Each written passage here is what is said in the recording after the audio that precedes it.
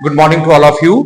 मेरे last lecture जो रहा था वो रहा था ट्रांसफार्मर के ऊपर, जिसमें मैंने आपको बताया था कि ट्रांसफार्मर क्या होता है, ट्रांसफार्मर का प्रिंसिपल क्या होता है, ट्रांसफार्मर की कंस्ट्रक्शन क्या है, ट्रांसफार्मर की थ्योरी क्या है, वर्किंग क्या है, उसमें कौन कौन से एनर्जी लॉसेस होते हैं।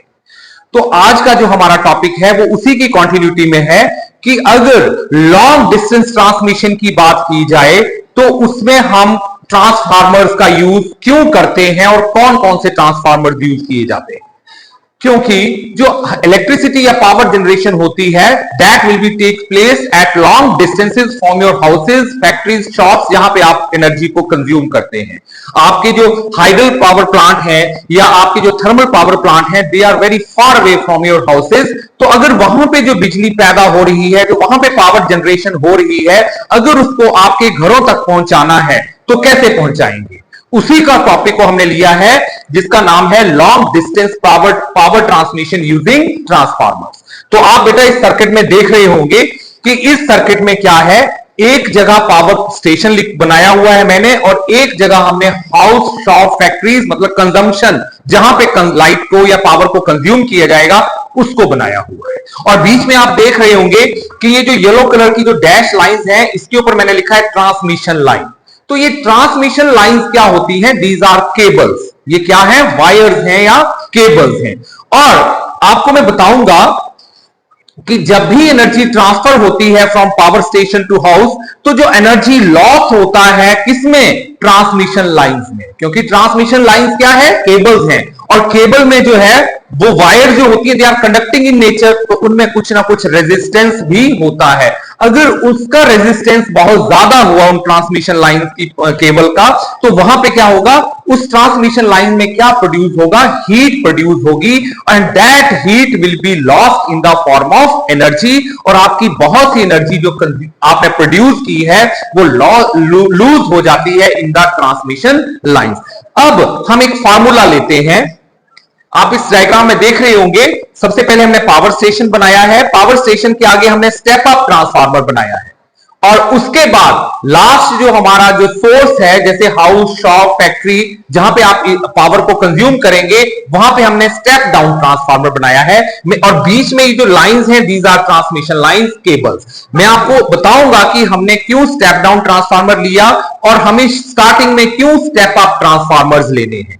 पहले हम बात कर ले इस ट्रांसमिशन लाइंस की। ये जो ट्रांसमिशन लाइंस हैं ये क्या रोल प्ले करती हैं, यहां पे कैसे एनर्जी लूज होती है उसको हम डिस्कस करते हैं।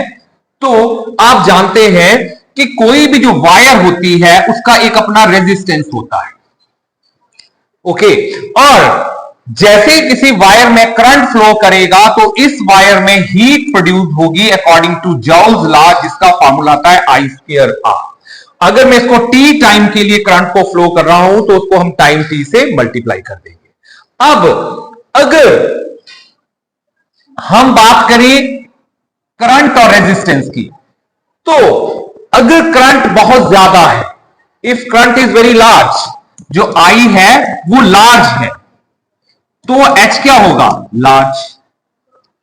मतलब करंट जब ज्यादा होगा वायर में, लेट अस सपोज कि हम ये सोच लें कि हमें सीधे ही एनर्जी को ट्रांसफर कर देना है from power station to house और मैं करंट की वैल्यू बहुत ज्यादा रख लूं तो उतनी ही ज्यादा हीट प्रोड्यूस होगी, बिकॉज यहां पे आप देख रहे हैं कि H is directly proportional to I का स्क्वायर। और दूसरा, अगर R लार्ज हो, अगर रेजिस्टेंस लार्ज होगी वायर की तो भी हीट बहुत ज्यादा प्रोड्यूस होगी, बिकॉज यहां पे आप देख रहे हैं HP जो है वो भी डायरेक्टली प्रोपोर्शनल टू किसके है? R। तो दोनों केसेस में, मतलब अगर मैं करंट ज्यादा भेजूं वायर में, ट्रांसमिशन लाइंस में, तब भी हीट बहुत ज्यादा प्रोड्यूस होगी, और अगर उन वायर्स की रेजिस्टेंस बहुत ज्यादा है तब भी हीट बहुत ज्यादा प्रोड्यूस होगी, मींस एनर्जी लॉस ज्यादा होगा। अब आपको मैं एक फार्मूला बताता हूं रेजिस्टेंस का। रेजिस्टेंस जो होती है इसका फॉर्मूला रो L अपॉन E। तो आप यहां देख रहे हैं अगर लेंथ तो है ही ज्यादा, तो लेंथ जो है उसको तो मैं कंट्रोल नहीं कर सकता। मैं किसको कंट्रोल कर सकता हूं? एरिया। मैं वायर के क्या कंट्रोल कर सकता हूं? एरिया को। आपका घर से पावर स्टेशन कितना दूर है उसको चेंज नहीं किया जा सकता। हां, रेजिस्टेंस को कम करने के लिए मैं क्या करूं? एरिया को क्या कर दूं? लार्ज। मतलब मैं वायर कैसे ले लूं? थिक। हमें वायर क्या यूज करनी है, थिक। अगर मैं थिक वायर यूज करूं तो रेजिस्टेंस क्या हो जाएगा, कम, क्योंकि थिक वायर का जो एरिया ऑफ क्रॉस सेक्शन है वो क्या होगा, ज्यादा, और जो रेजिस्टेंस है that is inversely proportional to A. तो क्या ये अच्छा तरीका है, नहीं, क्यों, क्योंकि इकोनॉमिकल नहीं है। जितना अगर आप मोटी वायर यूज करेंगे आपको मटेरियल उतना ही ज्यादा लेना पड़ेगा और वो खर्चा उतना ही ज्यादा हो जाएगा। तो सबसे ये कोई समझदारी वाला तरीका नहीं है कि मैं मोटी मोटी वायर्स ले लूं, क्योंकि इससे खर्चा बहुत बढ़ जाता है, दिस इज नॉट इकोनॉमिकल। ठीक है, तो बचा कौन सा, एक ही तरीका बचा कि आई को क्या कर दूं, स्मॉल। क्योंकि आपको मैंने बताया, आप प्रीवियस इसमें देखो कि जो आई लार्ज होगा तो आई हीट भी क्या होगी, ज्यादा, तो मैं आई को कम कर दूं, मतलब मुझे करंट को क्या रखना है, कम। और आपको पता होना चाहिए कि एक ऐसा ट्रांसफार्मर होता है जो करंट को क्या करता है, कम, और वो कौन सा होता है, स्टेप अप। क्योंकि स्टेप अप ट्रांसफार्मर क्या करता है, it convert low voltage at high current into high voltage at low current. तो अगर मैं स्टेप अप ट्रांसफार्मर बीच में लगा दूं जगह जगह के ऊपर कुछ कुछ किलोमीटर के बाद, तो वो क्या करेंगे, वोल्टेज को तो ज्यादा करेंगे लेकिन करंट को क्या कर देंगे, कम। तो इसका मतलब जो ट्रांसमिशन लाइन जो जिसमें से करंट फ्लो करेगा उसमें करंट की वैल्यू क्या होगी, कम, और अगर करंट की वैल्यू कम होगी तो एच भी क्या होगा, स्मॉल। तो आई क्या होगा, if I is small, if I is small then H is also small. तो इसका मतलब वहां पे पावर लॉस क्या होगा, कम।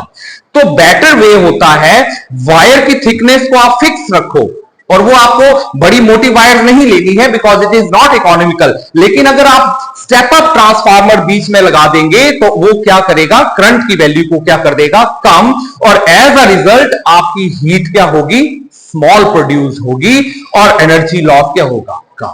तो इसलिए हम जब लॉन्ग डिस्टेंस ट्रांसमिशन करते हैं तो बीच बीच में हमें कौन से ट्रांसफार्मर यूज करने हैं, स्टेप अप ट्रांसफार्मर। और लास्ट में जो ट्रांसफार्मर यूज करते हैं वो कौन सा करते हैं, स्टेप डाउन। क्योंकि स्टेप डाउन ट्रांसफार्मर क्या करता है, करंट को बढ़ा देता है और वोल्टेज को क्या करता है, कम। तो जो हमें करंट चाहिए उतनी डिजायर्ड वैल्यू को हम अपने यूज के लिए लेते हैं with the help of step down transformer. क्यों, क्योंकि जो आपके घर हैं या शॉप फैक्ट्रीज हैं वहां पे 250 वोल्ट भी काफी है, तो जो पोटेंशियल है वो 250 वोल्ट चल जाएगा। हाँ, करंट की वैल्यू कई बार हमें ज्यादा चाहिए होती है तो हम by the use of step down transformer उसको ले सकते हैं। तो अगर आपको ये क्वेश्चन आ जाए कि how long distance transmission can be made using transformers, तो आप डायग्राम बनाएंगे, फिर थोड़ा सा एक्सप्लेन करेंगे कि हमने क्यों स्टेप अप ट्रांसफार्मर लगाए बीच में, to maintain the value of low current, कि हमें करंट को क्या करना है, लो रखना है, बिकॉज एनर्जी लॉस को कम करने के लिए। Understand, so this is how energy can be transmit from power station to house. अब एक और चीज बताता हूं मैं, कई बार आपको ना एक एग्जांपल देता हूं जहां पे करंट ज्यादा चाहिए, जैसे बेल्डिंग सेट होते हैं। जैसे जो बेल्डिंग सेट होते हैं आपने देखा होगा, लोहे को लोहे से जोड़ना है तो बेल्डिंग सेट यूज किया जाता है, और लोहा पिघलाना है तो लोहा पिघलाने के लिए हमें क्या चाहिए, हाई वैल्यू ऑफ करंट। क्यों, क्योंकि जितना ज्यादा करंट होगा हीट उतनी ही क्या होगी, ज्यादा, और जितनी हीट ज्यादा होगी तो वो लोहा भी आपस में जब जुड़ता है तो पिघल के जुड़ता है। तो वहां पे अगर आप वेल्डिंग सेट में देखें तो आप जो ट्रांसफार्मर यूज करते हैं वो कौन सा होता है, step down, because step down transformer convert low current to high current. क्योंकि स्टेप डाउन ट्रांसफार्मर क्या कहता है, high voltage at low current into low voltage at high current. तो जहां पे हमें करंट ज्यादा चाहिए वहां पे हमें स्टेप डाउन ट्रांसफार्मर यूज करते हैं। आई होप आपको ये टॉपिक समझ आया होगा। तो ये जो टॉपिक था ये कॉन्टिन्यूटी था ट्रांसफार्मर का, और जिसमें कि अब जो मैंने टॉपिक लिया that is long distance transmission using transformers. Thank you very much. Subscribe and share for more amazing physics content, and press the bell icon to never miss an update. Subscribe and press the bell icon for more from Pahati Physics Guru.